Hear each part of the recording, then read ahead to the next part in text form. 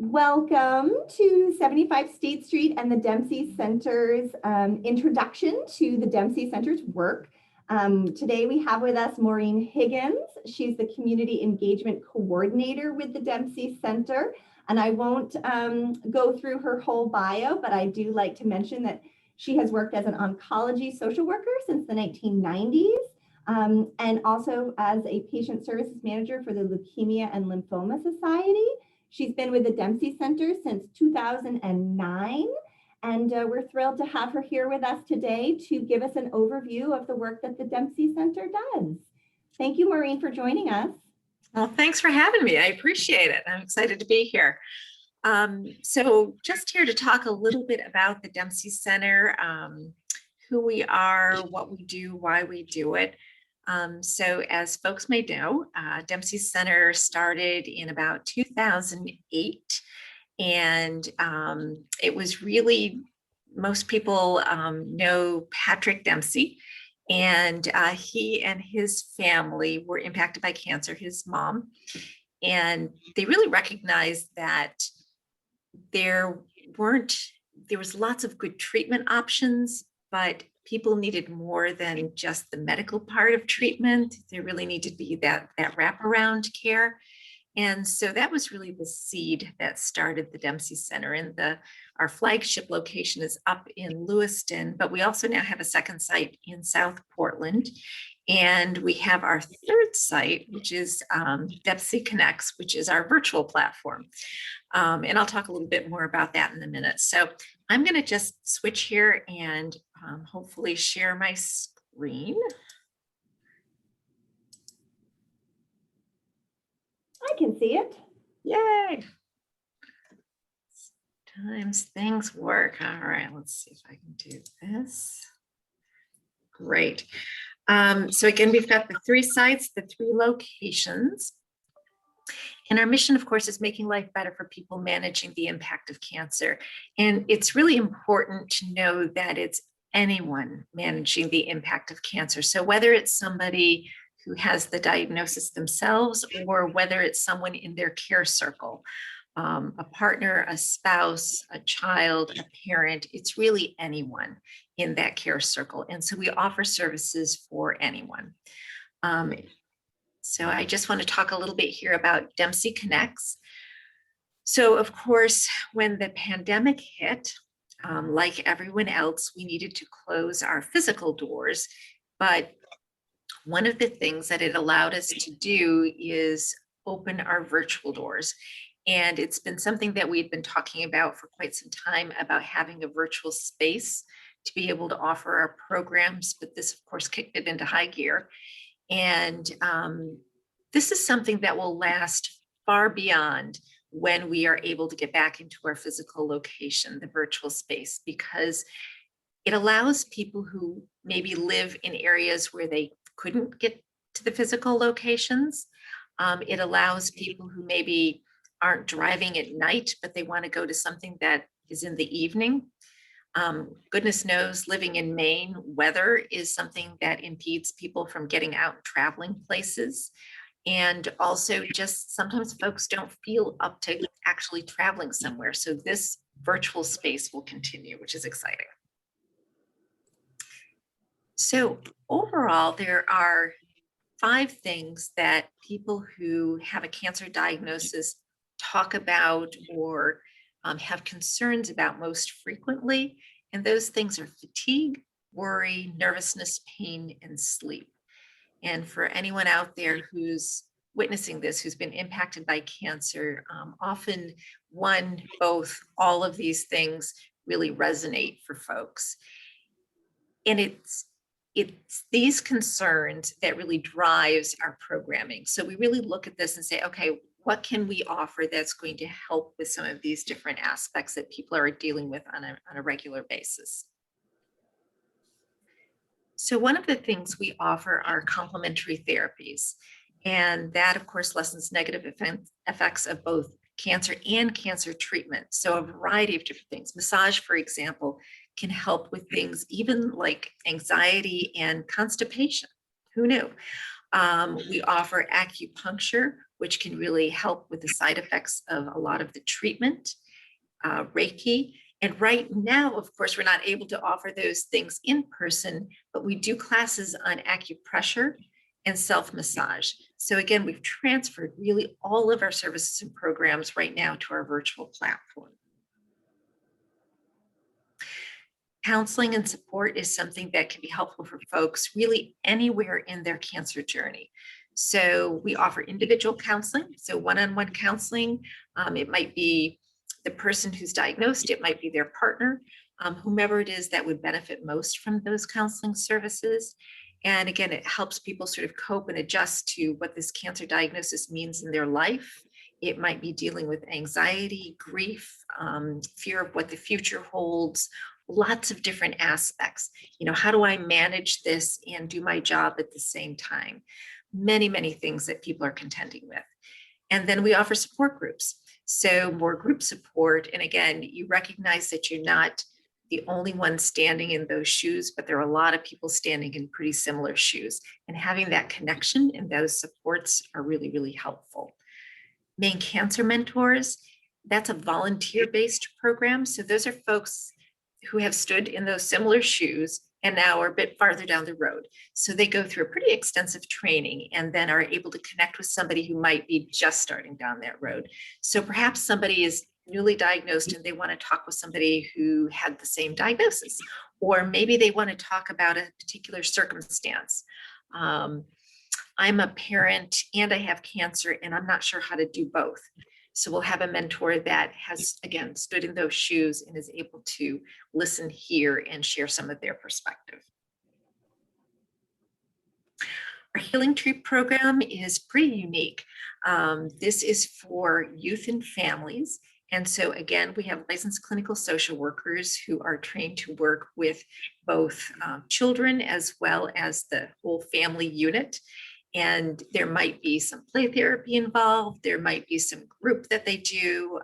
There's classes where kids and their adult partner are doing yoga with, you know, little frogs on their heads and things like that, as a way to sort of incorporate how do you relax? What do you do to build resilience? All of those kinds of things.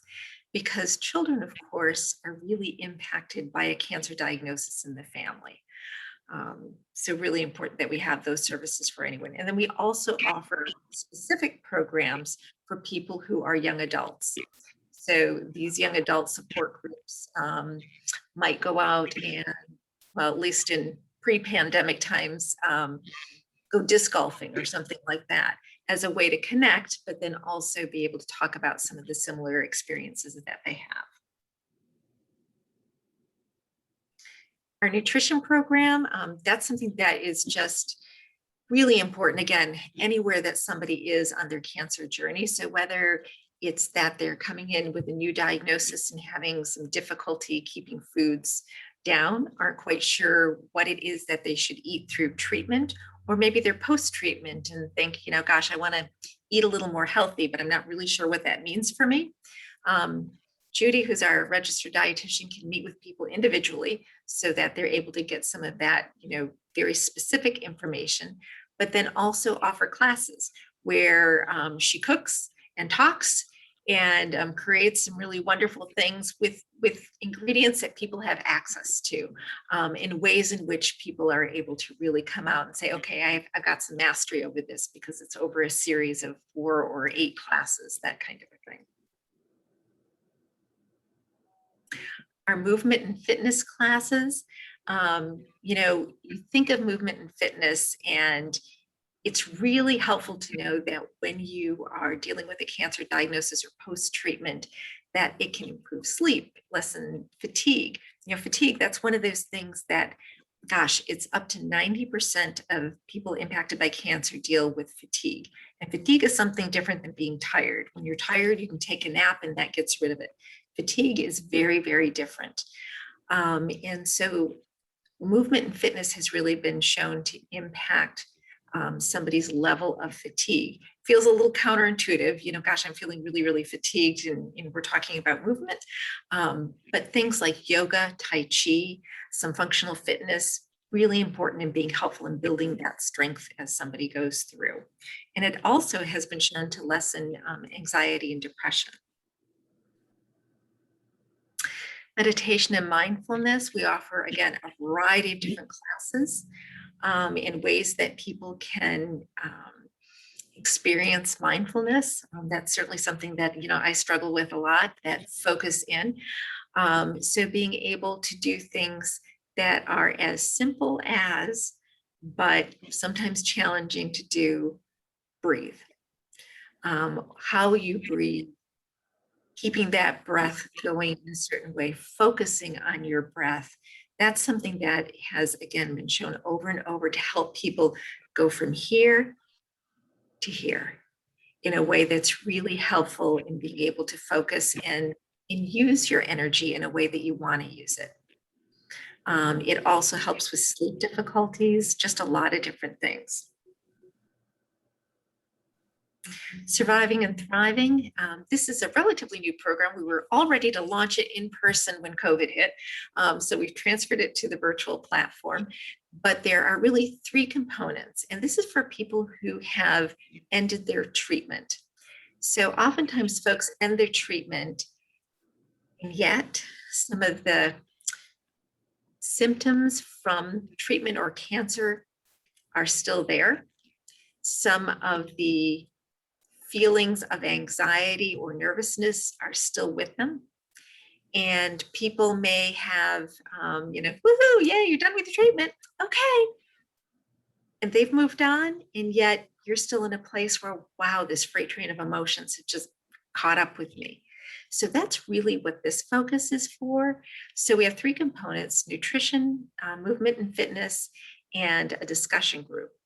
So each part of the series is 4 weeks and allows people to connect with others, again, standing in similar shoes, and really continue that process of kind of putting things back together, regaining resilience, even beyond your treatment.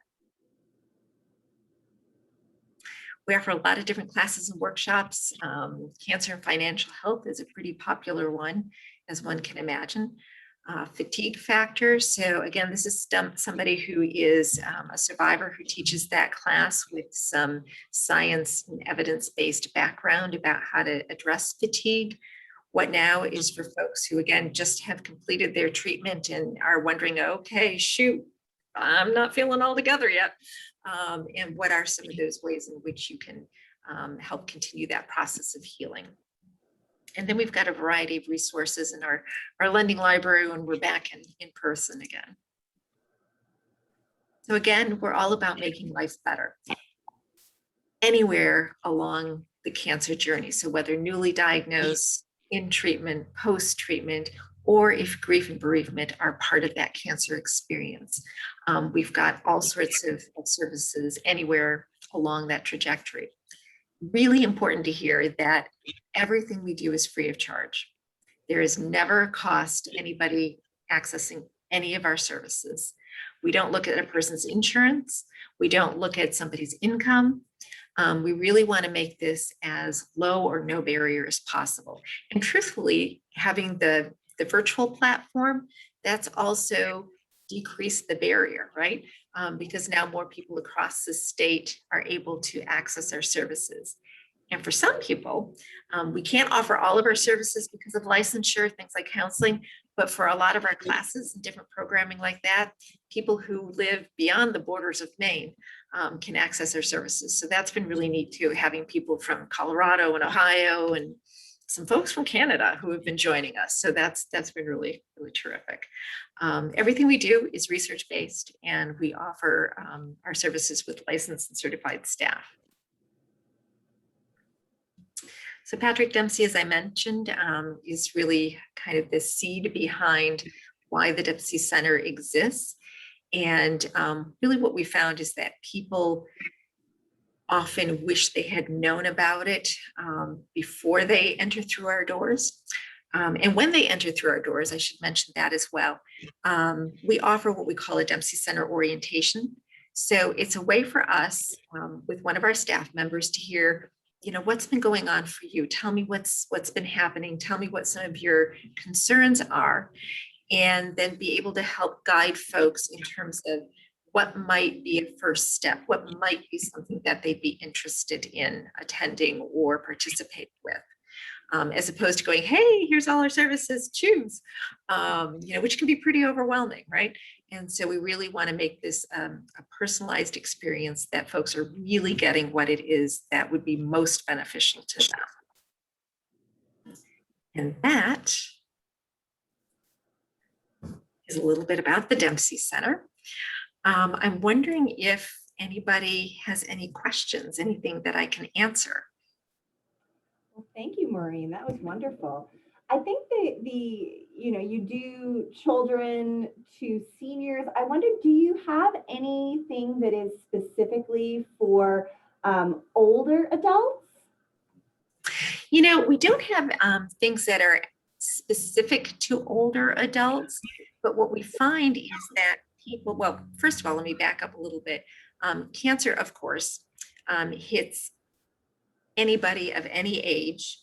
It doesn't look at your income level. It doesn't really look at your race. It doesn't really look at your ethnicity. It doesn't really, it impacts people all over the place. However, folks who are older tend to be a little more at risk.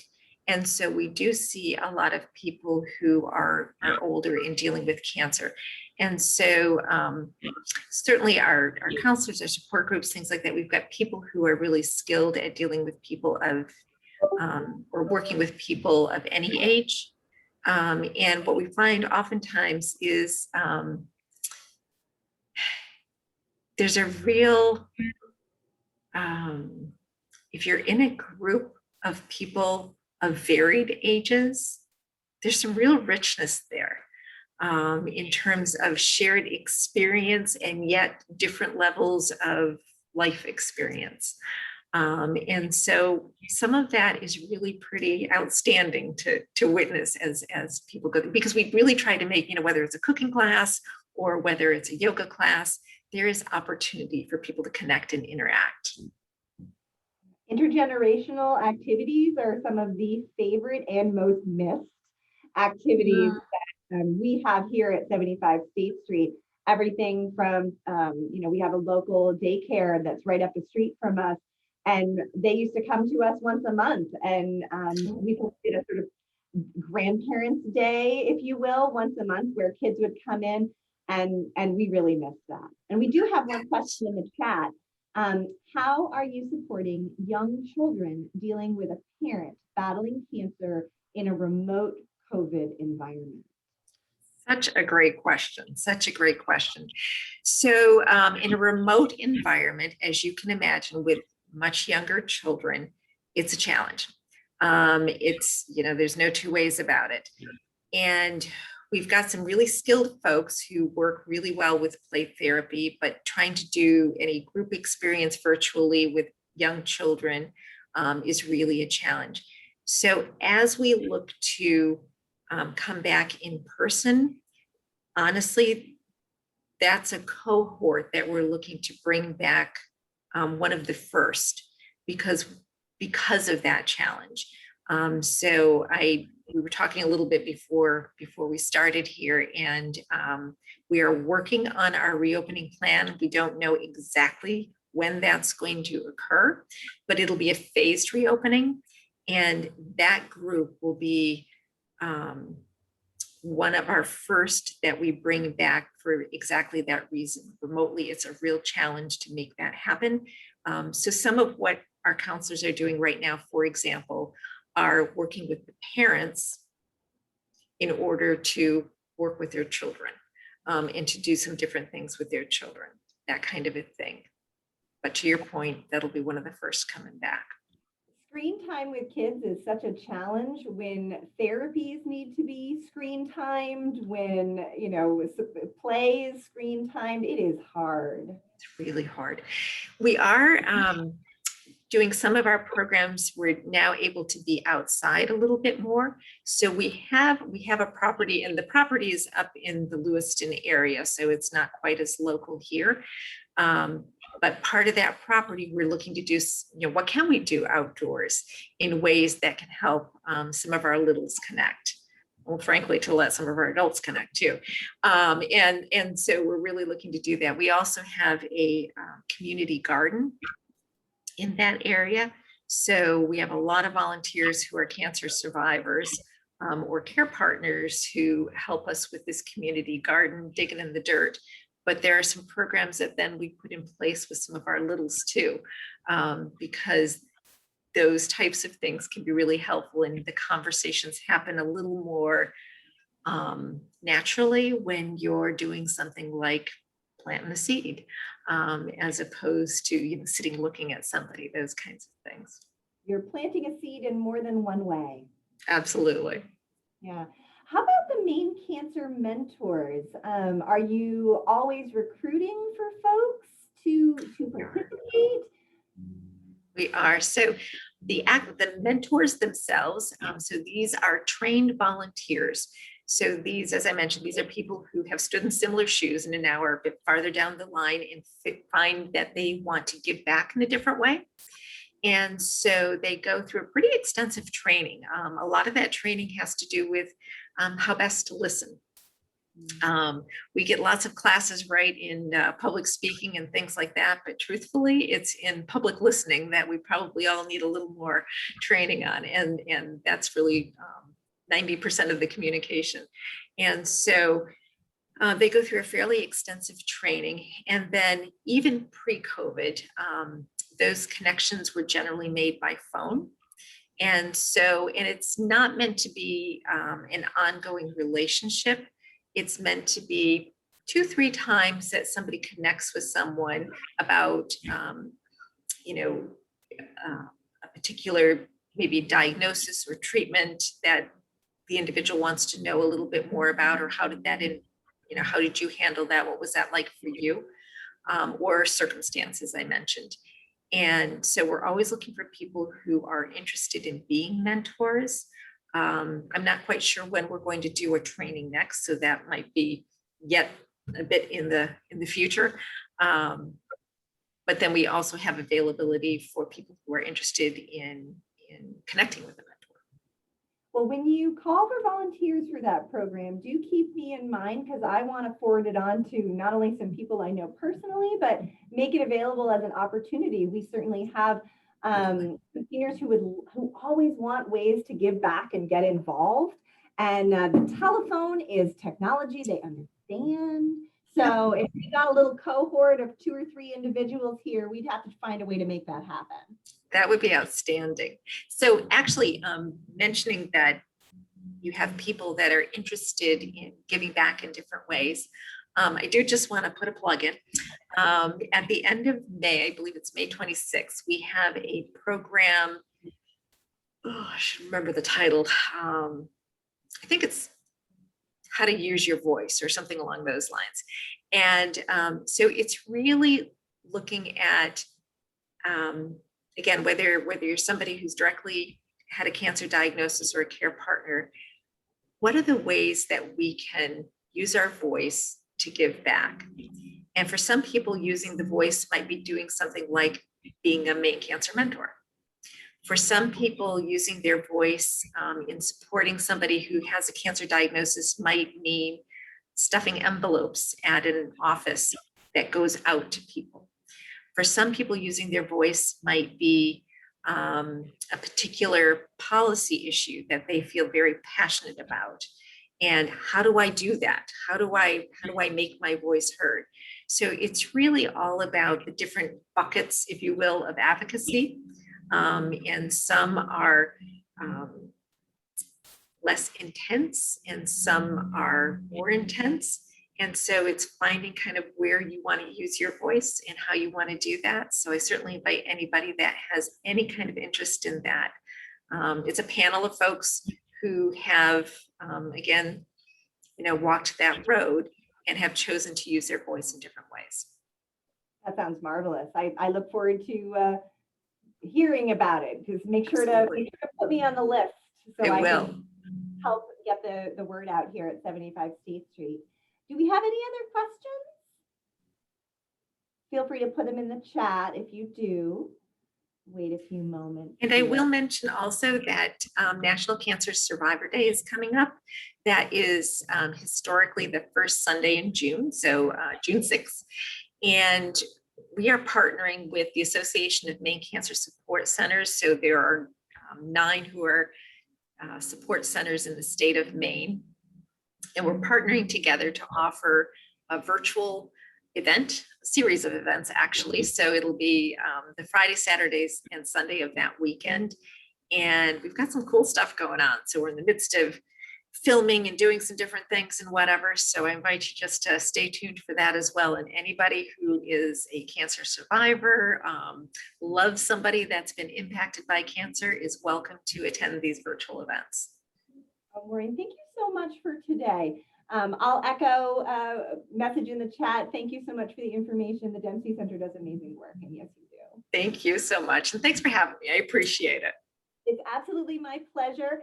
I'll close the seminar now, but I know that I can get in touch with you, Maureen, and the Dempsey Center is easy to get in touch with. Go right to their URL, visit the website. There's form submissions of all kinds of information available and at our fingertips. So I thank you very, very much for joining us today, and I'll look forward to hearing from you in the future.